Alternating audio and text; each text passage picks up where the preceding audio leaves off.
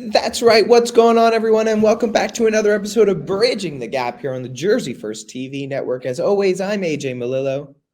And I'm Steven Rambolo. And you can check out all your Jersey First related content on jerseyfirst.org. And you hit that little Jersey First TV button. You can check us out on YouTube, hit that notification bell, and subscribe. Get all your Real Talk with Fernando, your Nader narrative, and your Bridging the Gap content. You can check us out on Spotify. Just search up Jersey First TV and you'll get us over there. And pretty much anywhere else you want to do your listening. But with that, Stephen, we have a good show. You could see if you're watching, we're going to be talking about these gas tax hikes and a push for environmental rights. But before we get into all of that, we are past the midway point. I'm pretty sure every school is back from spring break at this point. If you're in college, if you're not in college, then spring break is going to be next week for everybody. It's going to be Easter Sunday, um, and then we hit April, and for us, final seasons are around the corner. So what's going on? It's your second semester of your first year of law school. How you doing? How you handling it? Yeah, I think before I get into that, I'm happy that you mentioned the little banner. I wanted to give a not shameless but shameless plug to Jacob. I think that these are incredible little graphics, and I'm very happy with the way that they turn out. And I think just an extra little spice product. So shout out Jacob, thank you. But yeah, we are past that halfway threshold, at least in terms of the semester over here down in the great sunshine state of Florida. And it's amping up. I feel finals feel like this like looming cloud behind me. I know it's on the forecast. I need to pay attention to it, but there's also some things happening like immediately right in front of me that I also need to pay attention to. And I know we were just talking before we started recording, but coming back from spring break was really like I felt like I just got plunged into school again. Like I'm in it. You're in it for so long. You get a week break, and you get to spend 10 days with your best friends, darting around the state of Florida, doing wonderful things. And then it was like I woke up and it was all a dream, and I had to return to this nightmare called law school. That's really what it felt like. So it's been putting the pieces back together, getting back in a routine, which I think is super important for any student at any level, is having some sort of structure, having some sort of plan, and being thorough and well intentioned in the way that you move about whatever it is you're studying and whatever it requires of you. And for me, a big part of that recently, and we were just talking about this also, has been I've been carving out time very specifically in the mornings before I even get in the shower or touch my phone. The first thing I do is I read, and I don't read law school. I don't read a textbook. I have a personal little book I've been reading, and then at the end of the night, I do the same thing. I've been for if anybody's interested, the book I've been reading is a quite a famous one. I've been reading Walden by Thoreau, and I think it's like this is a perfect time in my life to revisit this particular work, something that I've glossed before, but a whole new meaning in this stage of life. And I think it's really, again, touches to another common theme between us, but this idea of like solitude, finding peace in yourself, existing in like, sort of dimensional. It's me. I'm comfortable here. I have my routine. I have my things. I have my way that I interact with the world. And solitude is this kind of place where you can drown out the noise and you can think deeply and you can breathe and you can relax and you can recharge. And so, as much as I would love to right now disappear to a cabin in the middle of the woods for 2.5 years and not have to talk to anybody, I can't. So I'm getting that experience vicariously through Mr. Thoreau, who had the pleasure to do it like 200 and something years ago. So that's been what's helping me get through this time, is finding that solitude in a classic piece of literature. Yeah, and I mean, I think it's so funny because this time last year, I did the exact same thing. I jumped into classics. I was reading those works. I was carving out that time. And so it's funny and encouraging to see you do the same thing. And read those works, those great works, and it connects you truly with, the people in the past that have been through stressful situations. They've made it through and they've done different things and they've put themselves in different areas. And I appreciate that. And it's definitely a good way to sort of center yourself, ground yourself, and relieve that stress. That being said, I wish I could relate because I haven't been able to read for myself in so long. It pains me.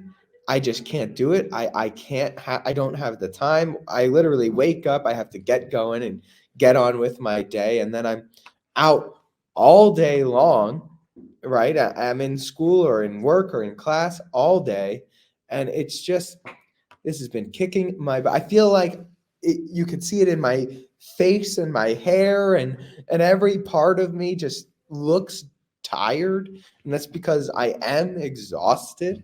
I have I don't know if it's best to call it the first half.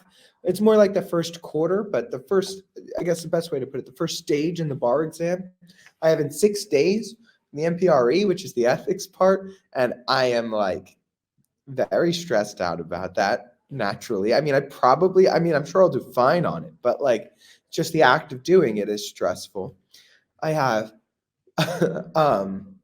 assignments throughout April that are counting for my final grades. I have presentations coming up. I have regular finals coming up. And then all of that on top of just like having to be in class normally and reading for that. And then also going to work and putting in, 2 full shifts at the DA's office. And I love that. Don't get me wrong. I really, really like that. That's kind of one of the things that I look forward to the most. And I feel like we haven't been on spring break in like 3 months, but it was actually not even 2 weeks ago at this point. And I think I've aged 3 years in that week and 2 days. And I Yeah, think you could see it on it my feels face. like Like I that. think I look like I've aged 3 years in a week and a half. It feels like all that. And I don't want to interject, but I think just to add another layer of this for the viewers and listeners, everything that you just mentioned, you also didn't mention that on top of all of those other things, you still have to, be a human being. You still have to be Oh AJ yes. Malillo, the brother, the son. Like there's other dimensions here just to really layer on to how The deep this friend, all the goes. brother, the son, the The dog walker. exactly, whatever the case may be. Um, but hey, I did it to myself. What can I say? Yeah, I gotta make it through. I just gotta keep going. And I didn't go to the gym. I said this to you, Steve. I didn't go to the gym all of last week. And like it's so weird for me because you're the gym guy of the group. We all know that. But like I've been going to the gym with my brother since the end of October because he's got a wedding coming up. So he gotta, get in shape for that. And now, truthfully, after nearly 6 months of going to the gym on a regular basis, the 1 week without going, I've felt like absolute crap. Like I'm just like I feel useless. I feel weak and fat and gross. And then I went yesterday and I just felt good. For the first time in a week, I felt like, oh, I feel good today. So It's a basically, superpower. It's a basically all that superpower. being said is take care of yourself, try and get some sleep, try and do things for you during this time. I know it's stressful. I'm stressed out, but it it catches up to you if you don't do those things. So just find the time because it literally taken 8 days for me to just feel like I'm a zombie. I'm a corpse walking around. But Well, I think before we even touch the stories, important to say, regardless of all of those things that you just said, and your stressors are certainly a little more enhanced than mine, I want it to be known, thing but the utmost confidence in you and your ability to do all of those things successfully, especially with the MPRE coming up in 6 days. Like you have a lot going on, but I'm a firm believer that you are dealt situations that you can handle. And so, although it may feel bogged down, this is why we're here. This is why this community exists. This is why you got friends, classmates, professors, professionals, teachers, everybody. Build this web of support and remind you all the time that, like, even if we're digging through the weeds, we're going to get through. For sure. And I appreciate that. And you're going to get through this one all year, and we're going to be all right on the other end of it. But before we get through anything else, we have to get through some stories, Stephen. So talk to me about the New Jersey legislature and their new gas tax hike. Yeah, they've been doing this wonderful thing where they continue to tax the people of not wonderful at all, who you ask. So this is coming off of the NJ Patch. This is out of Trenton, obviously, state's capital.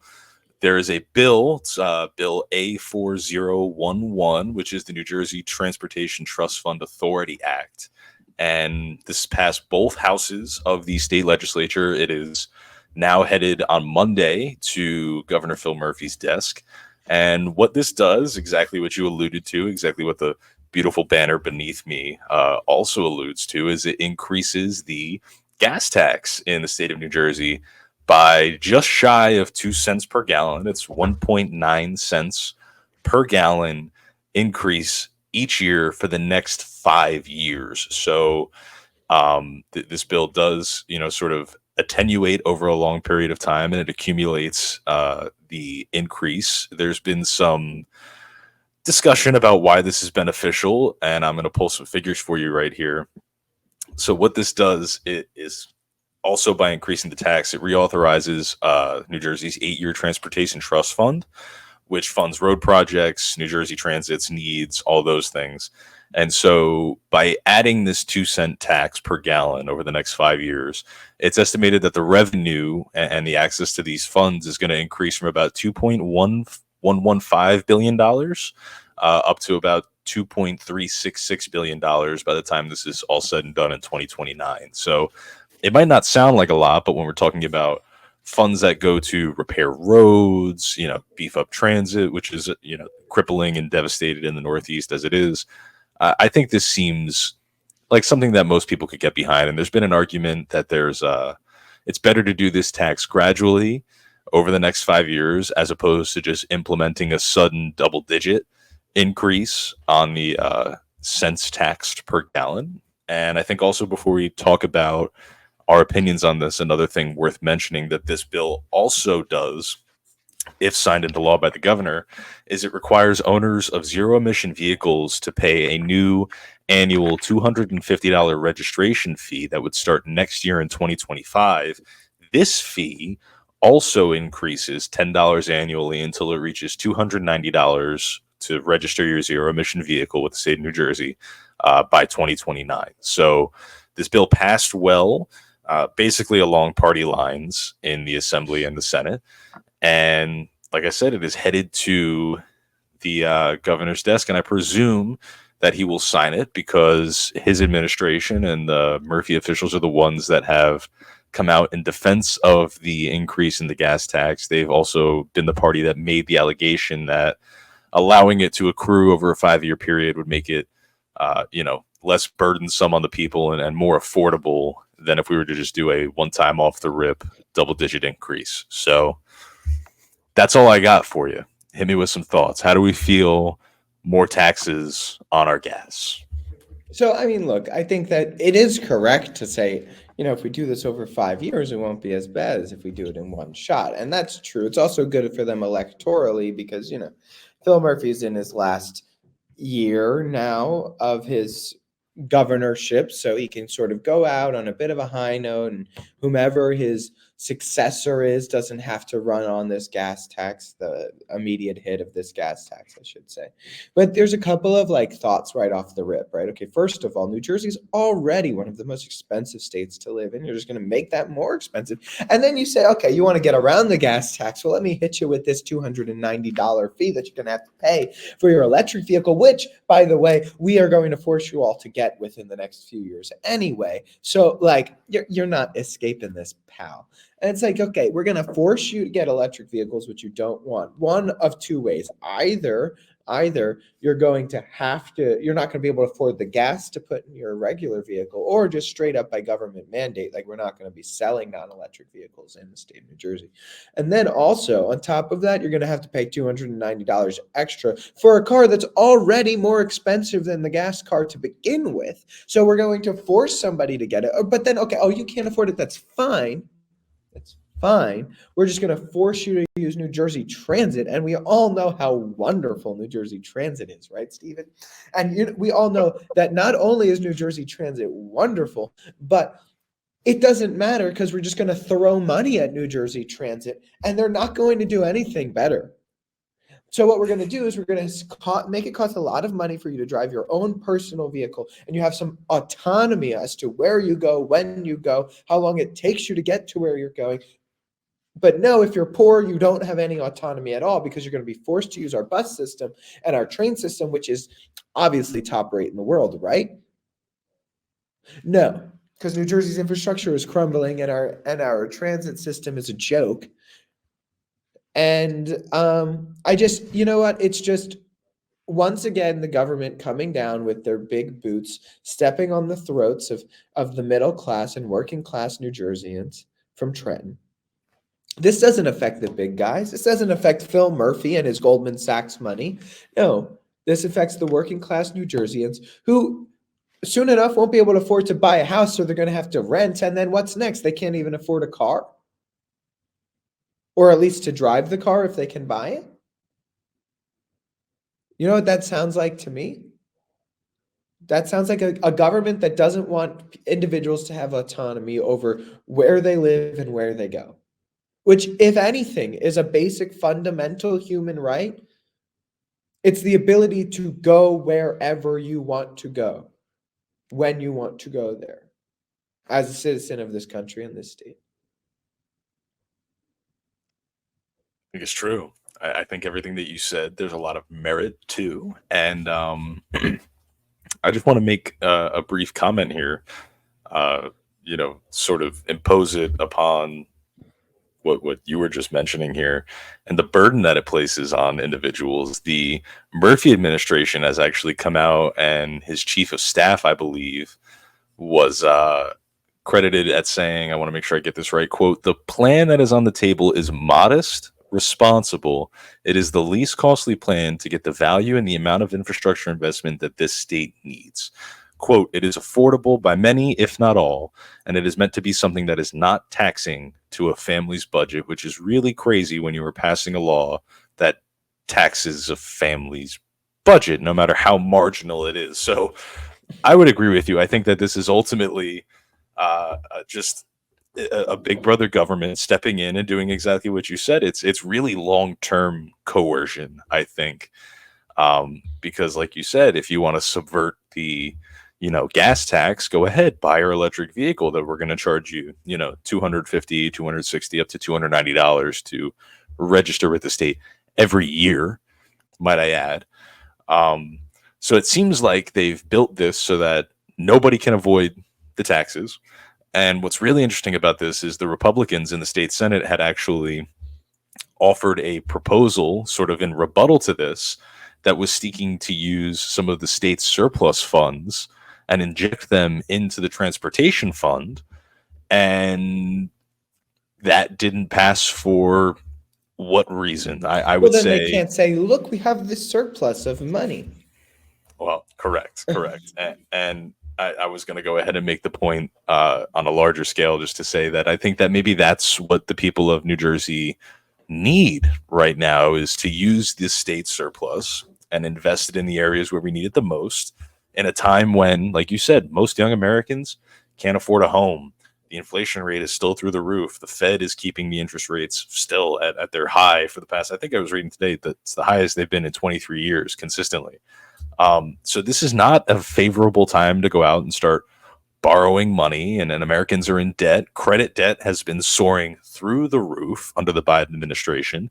And so for some reason, the Democrats, the Democratic Party in New Jersey, which has a ton of people, as we've reported on, leaving the state due to how expensive it is, for some reason, I feel like every 4 to 5 weeks, you and I have to talk about another story where the Democrats are pushing another tax onto the people of New Jersey. And need we not forget that that is the whole reason we left the United Kingdom in the first place was taxation without representation. And look at us now. We're getting down taxed to fractions of pennies by this government. And I think it's atrocious. I think that they should maybe appropriate state funds better and stop reaching government hands into the pockets of hardworking Americans who can barely afford to put groceries on their table. I don't think that that's a ridiculous proposition. I don't think so either. And Stephen, it feels to me more and more every day that it's not by accident. It's not like we're taxing you because we want to have more money in our budget and blah, blah, blah, blah, blah. No, no, no, no. They're directly attacking the points in which you have personal autonomy, right? They're directly attacking and taxing the points where it's you having the freedom of movement, right? It's not like they're increasing the tax on marijuana sales. It's not like they're increasing the tax on cigarettes. It's not like they're increasing even simply increasing income tax, which has a whole other host of issues. They are directly increasing the tax on being able to get from point A to point B without relying on the government. And that seems targeted, on purpose, and quite frankly, just another way for the government to enforce its power on you. To say, you can't pick what car you drive, you can't even afford, we're not even going to let you afford to drive it if you do pick it. And then if you do succumb to getting an electric vehicle, we're going to raise the rates on that too, so that you could take the bus or the train. And then you have no autonomy. I hope that everybody listening heard every single word that you just said. And if you didn't, rewind it and listen to it again, because what you've highlighted is that this is on some level, at some degree, an assault on, and I know you made this point earlier, but a basic, really, truly inherent freedom and right of people to be able to freely move by whatever means best fits and suits them. So I agree with you. I think that there's something to be said about the mode in which these taxes are being, pushed on to the people, what freedoms it affects and how it restricts them. And I just hope, again, that everybody listening heard very clearly the point that AJ just made there. And I think it actually ties in really nicely, this understanding of rights, freedoms, and whatnot into our next story. Yeah, Steve, if you wanna introduce this one too, I'll let you take it. Or if not, I can. Yeah, I got you. So there's again on the mention of rights.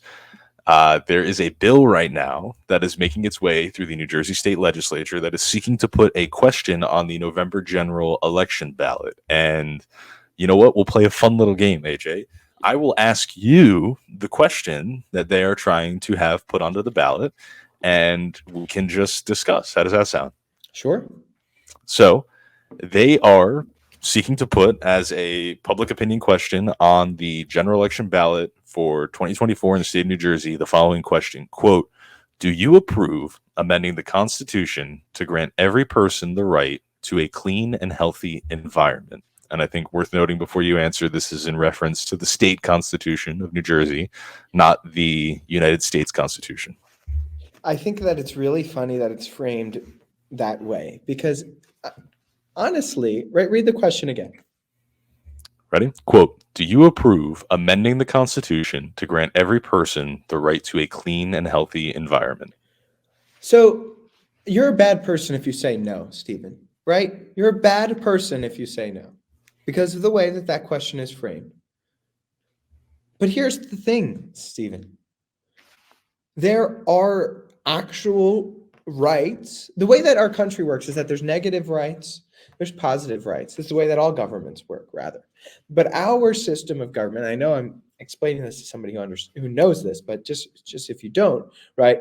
The way our system of government works is that we are built off of a system of negative rights, meaning the government doesn't give you rights. You inherently have rights. And then the government is told what they can and can't do against those rights. Other countries, look at Canada, for example, has positive rights, which basically what they say is like, you're starting from zero and we're giving you rights. Okay. This right that you speak of, does everybody have the right to have clean air and so on and so forth? That is a positive right, right? That they're trying to enact. My problem is that while I believe that there is a duty that each individual has to be good stewards of the environment and not litter and not grossly pollute and not, do this, that, and the other thing, you don't have a right to a clean environment. No, you don't have that right. I think that's ridiculous language. I would say that if a company pollutes drastically, you can have tort claims against them if they are hurting your health. But no, you don't have a right to do that, because you know what opening that door, that constitutional right to clean air does? It goes exactly to what we were just talking about before, Stephen. And then you're going to start taxing emissions on individuals because you're saying you using your gas stove are infringing on the rights of your neighbor, or not recycling your water bottle are infringing on your rights to your neighbors. And so you're going to, once again, as I discussed earlier, it is just another effort for the government to step in and take away personal autonomy and freedom to drive the car that they want, to use the stove that they want, right? It sounds nice, but eventually that's what's going to lead us to things like, oh, you can't eat beef in the state of New Jersey because cows are too much of a pollutant. So instead, you'll just eat bugs, right? Like, those are the type of things. That is the very type of issue that leads to that. No, you don't have the right, quote unquote, the constitutional right to clean air. You have the duty as an individual that lives on earth to be a good steward of the environment. Absolutely. But the government, but saying that you have this right gives the government a whole host of power to infringe on a lot of other aspects of our lives that I don't think we're ready for. I would agree with just about everything you said. And before I offer some thoughts, I'll just throw a few more details about this, and so we can better formulate. So, worth noting, 3 states right now, Montana, New York, and Pennsylvania, have this established constitutional right that we're talking about. 15 other states, however, are considering the same measures, similar measures as to what's being proposed here in New Jersey. And I think another thing that is just worth mentioning, and I'll start my point after this, the bill doesn't clearly explain how this law actually goes into effect. So it doesn't designate any entity to enforce this amendment. It doesn't have any information regarding, if there's going to be an adjudicator or whatever it is, how you bring up claims and who's most apt to deal with them and what it is. And then the final point that I'll make really quickly, just so we have a little bit more detail as to what it is this is attempting to protect, and then I'll offer you my thoughts. It says, quote, "The state's natural resources, among them its waters, air, flora, fauna, climate, and public lands, are the common property of all the people, including both present and future generations. The state shall serve as trustee of these resources and shall conserve and maintain them for the benefit of all people." I have a few problems. So first off, generally, in the initial language of what the proposed amendment would be, it guarantees this quote unquote right to every person. I think that language is very dangerous. And again, we can get into whatever this comes down with, but I think in this country, we have a lot of rights and benefits that are conferred unto legal citizens of this country. And so I think if you are, going to make this claim I basically believe that these are rights. If we're amending rights in the Constitution, they should be granted to citizens. Personally, I think that's a larger constitutional question, maybe different discussion for a different day. But the other thing that really troubles me is that, as I just told you, there is no enforcement structure. There is no entity designed to act as this, public trust to conserve and preserve these lands for all people and generations future and present. And that sets off a billion alarm bells in my head, because that means, oh, wow, what do we have now? Another quasi judicial, quasi enforcement, and quasi legislative administrative agency that's probably going to have to be created in order to deal with all of the claims, all of the following legislation and disputes that come out of what would happen if we pass this amendment. And that perturbs me on a different level, because then all of the rules and laws and things that we would be subject to over this fictitious right are going to be created and enforced and adjudicated by unelected bureaucrats that are unaccountable to the public, which is a huge problem that we have in this country to begin with. I don't need more of that. I'm actually on the side of the team that wants to get rid of those things. And so, wouldn't it be the Department of Environmental Protection in the state, like New Jersey's Department of Environmental Protection would be that department that would, so quote unquote, take that. But to your point, like to your ultimate point, it's just giving that whomever that unelected bureaucrat is even more power. Yes, to enforce something that is now, quote unquote, constitutionally, by the Constitution of the state of New Jersey, a right to all people. Does that mean New Jersey citizens? Does that mean people that are like there's so many questions.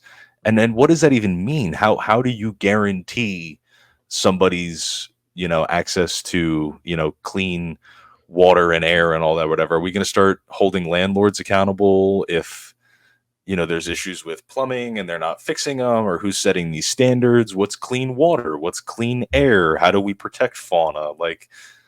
So what if the state of Delaware pollutes the Delaware River? Or does that create a conflict with New Jersey citizens' right to clean water? And then what is it going to be, an interstate battle there?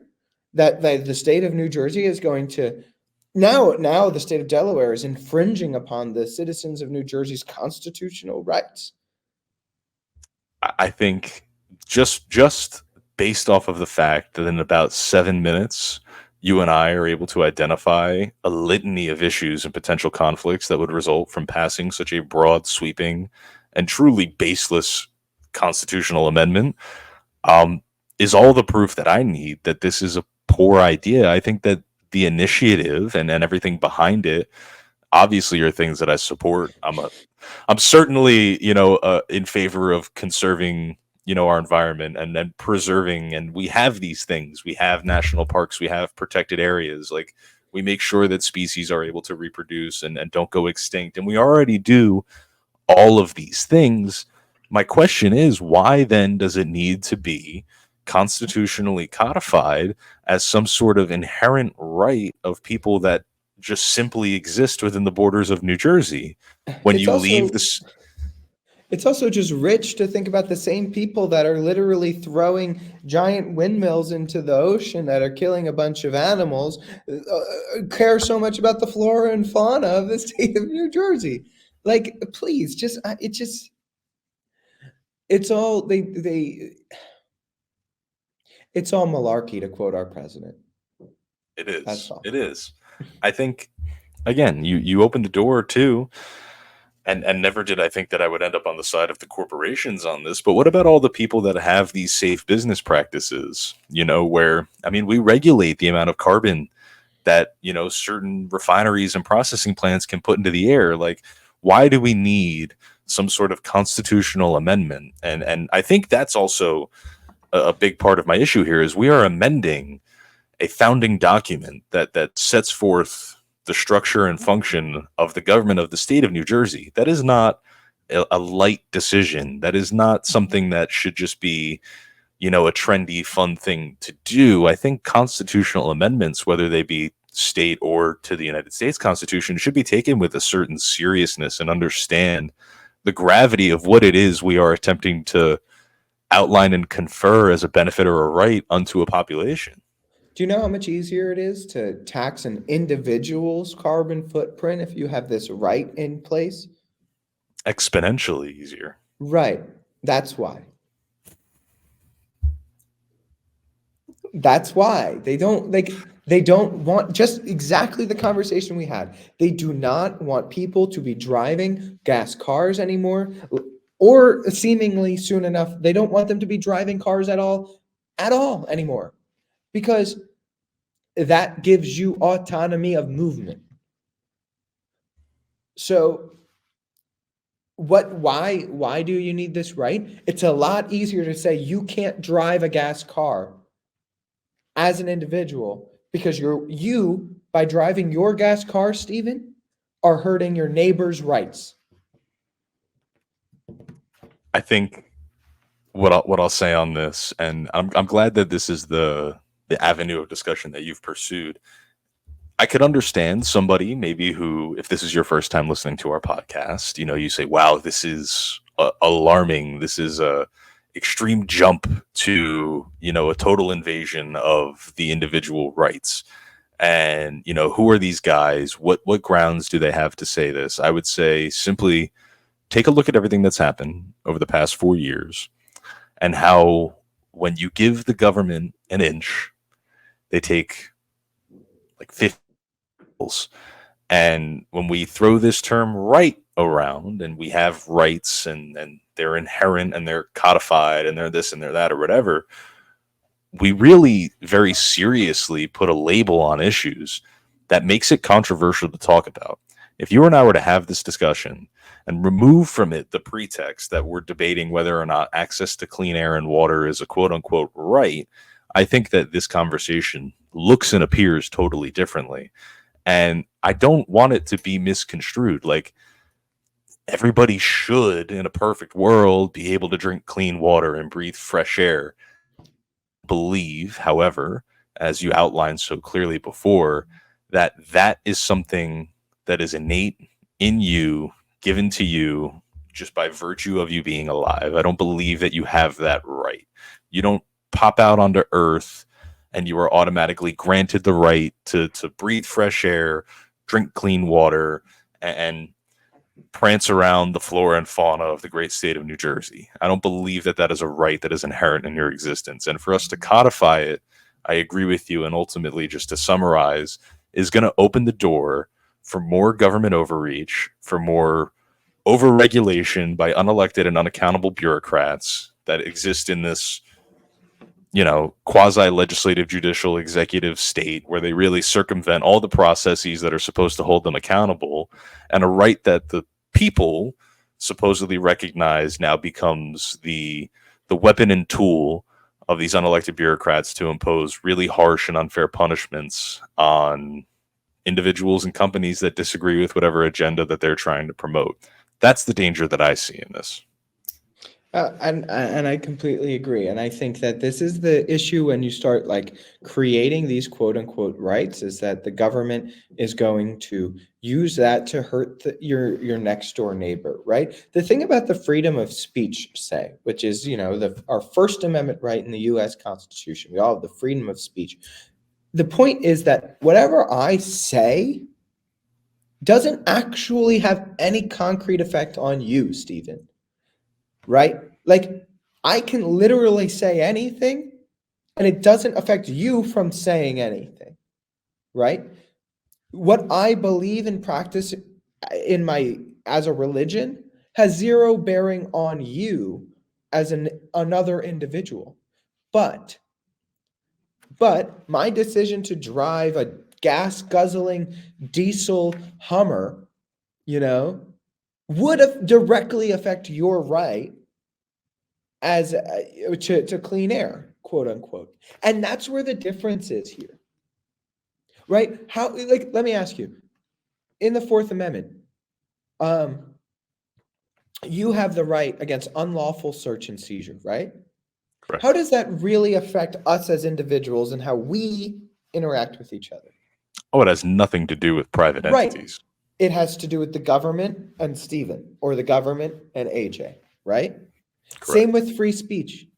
Same with freedom of religion. Same with literally name all of them. Quartering soldiers, right? Throw that one in there.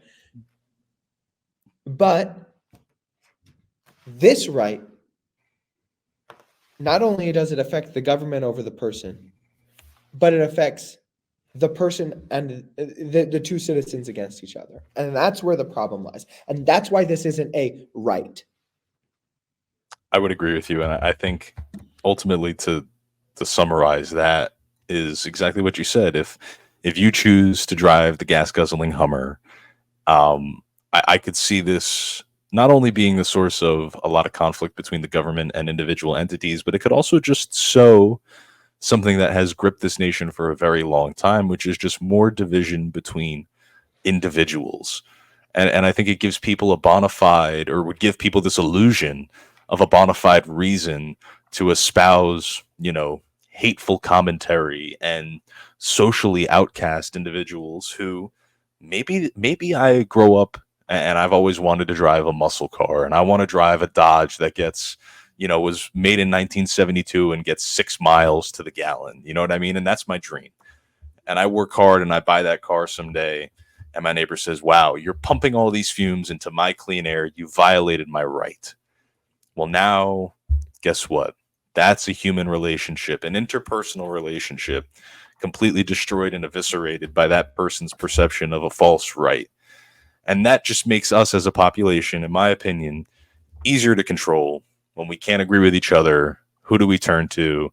Big Daddy government, because they have all the answers and they protect all of our precious rights, and they giveth and they taketh. And so when we can't handle things together as individuals anymore, we turn to the powers that be. And the powers that be, surprise, surprise, oftentimes do not have our best interests in mind. And that's exactly why the Bill of Rights and all the rights that you just talked about exist and were written to exist the way that they do, to protect us, the people, from having those rights infringed by the government. That's my piece on it, though. I couldn't have said it better myself to close us out, as we've ran a little bit long today, but we do have to close out here because all good things must come to an end. And as always, I'm AJ Malillo. I am Stephen Rambolo. And for Bridging the Gap and Jersey First TV, we'll talk to you next week. See you, everybody.